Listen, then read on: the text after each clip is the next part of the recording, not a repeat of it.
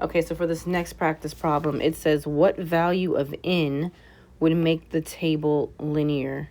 And then they want us to explain. So basically, I know linear means that all my slopes have to be the same. So the first thing I'm going to do is I'm going to find whatever slopes I can. Okay, so I'm going to start here, and I'll call this x1, x2, y1, y2. So for that slope, I'll do this over here. I get -8 minus 10, and then 2 minus -4. Okay, when everything is negative, you add them together. 8 plus 10 is 18, and they keep their sign. In my denominator, minus a negative means you are adding. 2 plus 4 is 6. I can reduce this because 6 goes into 18 and 6. So this first slope is -3 over 1. Switch colors. Now, for the second slope, I'm missing some numbers. Okay? So I'm going to pick 2 points. I'll do the first and the last. Why not? And I'm just going to plug everything in, okay? It doesn't matter that one of those is a letter instead of a number. Don't let that scare you. Just do what you know you're supposed to do. All right? So for this one, in blue, I'm going to call this my y2, and I'm going to call this my y1. So this will be my x2 and my x1. Sorry, it's a little crowded. So for my y2, it's n. I don't know what number that is. And then I'm going to subtract my y1, which is 10. And then my x2 is 5.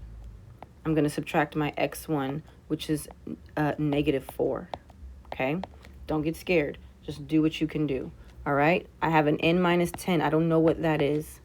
But I know that minus -4 means plus, and 5 plus 4 is 9. Okay? I need my slope to be -3. I need my slope to be -3. So I'm going to go ahead and write what I need my slope to be. I need this thing to reduce down to -3.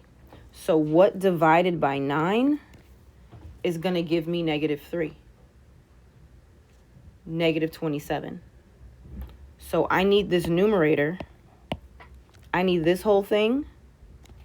I need that to equal -27. Okay? So if I already have a -10, what do I need to add to that to have -27? So I'm going to take these 27 negatives, and I'm going to take away the 10 negatives that I already have. So taking away a negative means I'm adding 10. I have 27 negatives and 10 positives, so that gives me a -17. Did I confuse you? I'm going to try it again. I'm going to try to walk you through it again, okay? This is my equation. I know what I need the slope to be. So I'm going to plug it in. All right?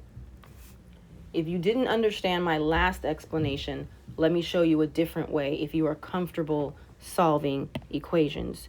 You can cross multiply. Okay? And when you get 9 times -3, you're going to get -27.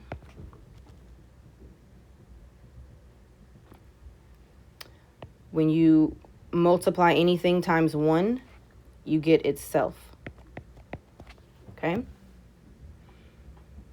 Now you just have an equation to solve, which is what I did. I just did it differently. So to get this n by itself, I'm going to do the opposite, and I'm going to add 10 to both sides, right? The algebra works,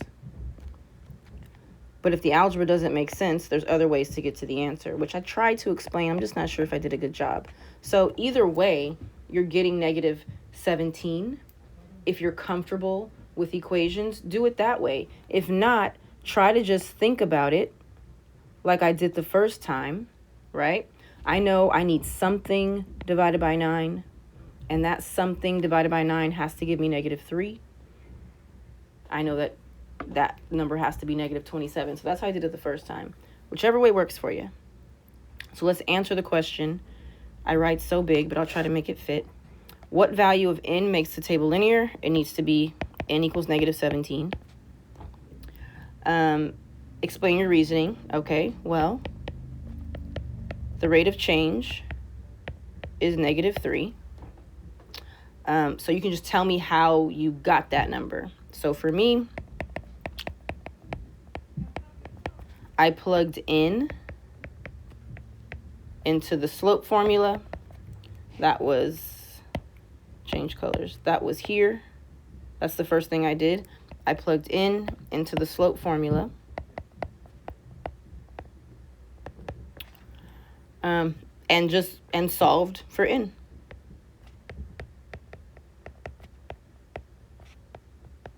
You don't have to walk me through every tiny little step that you did, but the big thing here is that you knew instead of putting a number for your y2, you had to put n.